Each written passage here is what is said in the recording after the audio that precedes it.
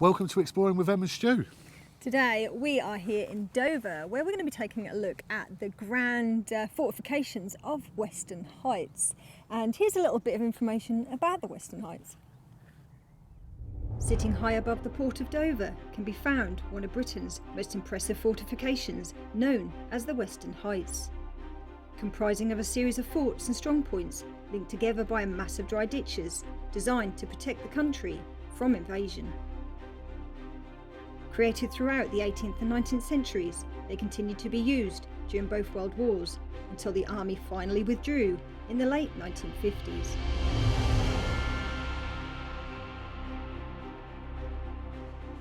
Today, some parts of the site are looked after and available to visit during open days. But, despite once being reputed to be the strongest and most elaborate fortification in the country, the vast majority lays abandoned and hidden as nature slowly takes over the site once again.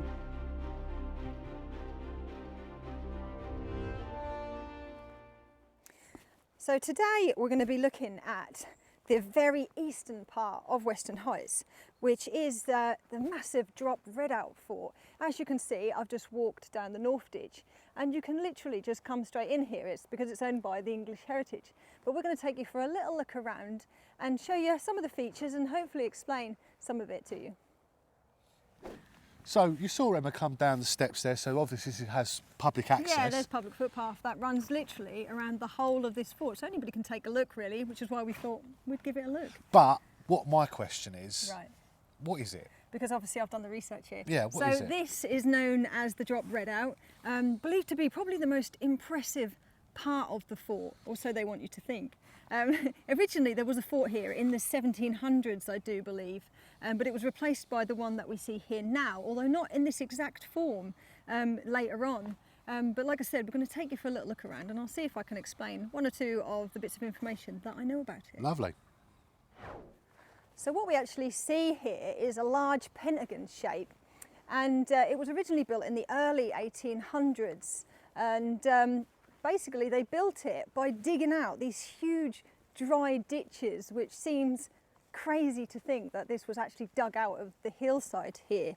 It had some later additions put on it. In 1860 they decided that it needed a bit of an upgrade, and they built these massive huge caponias on the side of it, which basically it gives a range of fire down the ditches, basically so that if there was any invasion they had nowhere that they could actually hide. And they built one of these on each corner of that pentagon shaped fort. As you can see, they did quite a good job, and there's no way to get into this. In fact, the only way you would have been able to get in is through a drawbridge, which we'll take you for a look at in a little while. But we're going to just keep wandering around it and seeing what we can see. So Emma's brought us to this area here. Now Emma, Which is a caponia. what is this? Can you explain what these holes are, please? Right, so the job obviously of this fortification would have mainly had two jobs. The first one would have been to house troops, and there would have been, I believe, 200 troops would have been housed inside here, possibly at its peak. And of course it would have had guns. You know, any fortification needs guns, and this would have actually have had 12 smoothbore 24-pounder guns, I do believe, originally back in its sort of original So this form. was a killing machine. Well, I suppose, I mean, if anybody was to invade Dover, of course, you know, we're very close to the actual port here, and they wanted to make sure this actually looks straight down onto the port. Again, we'll show you in a minute. But if anybody invaded, then that's it, they was ready for action. But the saving grace of this place was, from the information that we've been given, this was never used in anger. We don't believe that any of the Western Heights, despite the mammoth effort they went to build this place, never actually got used in anger, which seems a bit of a shame. Yeah. But, you know. But now we have these vast places to look at and know the history, so it's quite impressive, isn't it? Right, so let's see if we can find something else and tell you a bit more about its history. So I've not been able to find an awful lot of information about the continued use of this fort. It is believed that in World War I it had searchlights actually mounted on the top of it, probably used in conjunction with some other local batteries around this area. And they also apparently used it to detain some German U-boat men that I can only assume that they probably captured at the port here, and they actually detained them inside this fort for some time, I'm sure, before they then sent them back to Germany. So we've come to another part of this bastion, this fort. I am a little bit confused on the whole dry ditch, watered moat situation, because there's no water in because here. there's some people obviously that would assume that with it being a ditch, like castles and that, they obviously had water in them, didn't they? But really, the majority of the ditches that were built around fortifications didn't have water in them. No. The intention was never to stop them by like basically drowning them. Of course, this particular part of it, I mean, this is massive. I think these ranged from something like 9 to 15 metres high. Wow. They didn't need to put water in it. You know, you were not going to get out of here if you got in there. You might have been at Absal in. You sure as hell weren't going to get out. And if you did get in, as you can see, these massive firing slits behind us, you weren't going to be in here for very long if you did try to invade. So No. as we'll see, as we spend a bit of time around the Western Heights over the next few days, it's vast, the massive dry ditch system that we've got going on here. But yeah, there you go. Well, we've got more to see, so I think we'll interview Emma again when we get around to another interesting area. So we're just continuing to walk around the dry moat here, and I mean, it is very much the same all the way round because it was like a symmetrical sort of five-sided shape. But just over here, you can quite clearly see where they had this additional caponias built on in the 1860s when the commissioner decided it needed a bit of upgrading.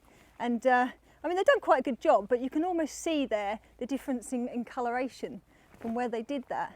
So that's quite impressive, and it obviously made this really into quite a beast of a fortification by then. So Emma, we've come to another part of this. This is yet fort. another one of those 4 caponias that they obviously built on. Absolutely. On here.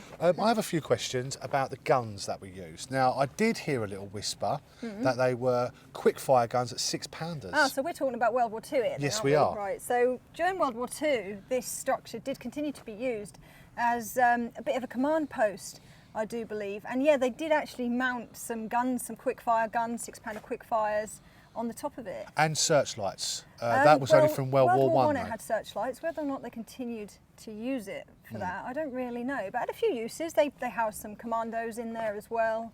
I did hear a little whisper before D-Day happened.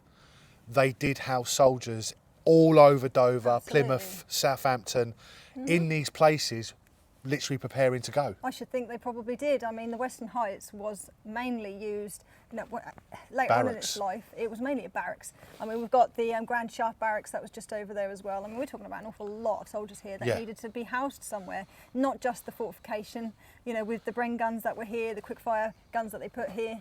I mean, the whole of Western Heights has got all different separate gun batteries built on it as well. We've got St Martin Battery that we're going to have a look at some point, as well as the Citadel Battery. I mean, this whole area, it's colossal, really. So can we actually say that the whole of Dover, not just what you can see here, was a fort? Pretty much. Literally, the whole part. And we've not even spoken about Dover Castle. We're not even here to see that today, but that'll be something for another day. Okay.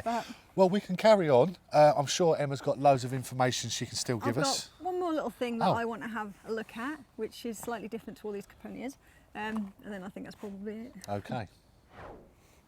So we're just on a ditch that runs south of the fort now, all the way down to the port there, which would have given them amazing field of vision, I suppose, for firing down here and looking for invaders. I believe this is actually a bit later because it's actually flint knapped, whereas none of the rest of the fortification seems to be.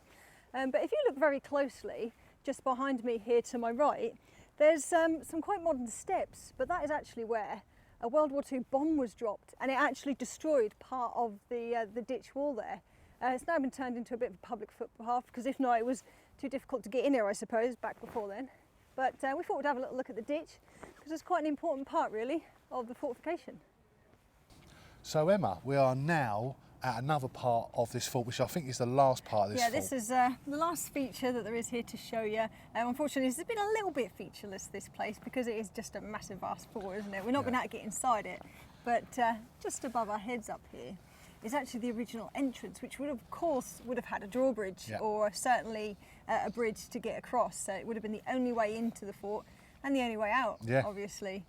Nowadays they've got a bit of a modern entrance which is heavily locked up, of course, and when they have the Preservation Society here have their open days, obviously that's the public way in. Yeah, but you can see it just up there, and it is tiny on the camera, but it's got a big metal door. It's actually got Drop Redoubt written actually through the Absolutely. through the top there. It's beautiful. It's a really nice thing. It's quite impressive. Maybe on the open days they take you up there. I Absolutely, don't know. Maybe yeah. we'll have to do that one day. Maybe, but what we're going to do is we're going to get to the end of this fort now, and then we'll say goodbye to you. Yeah.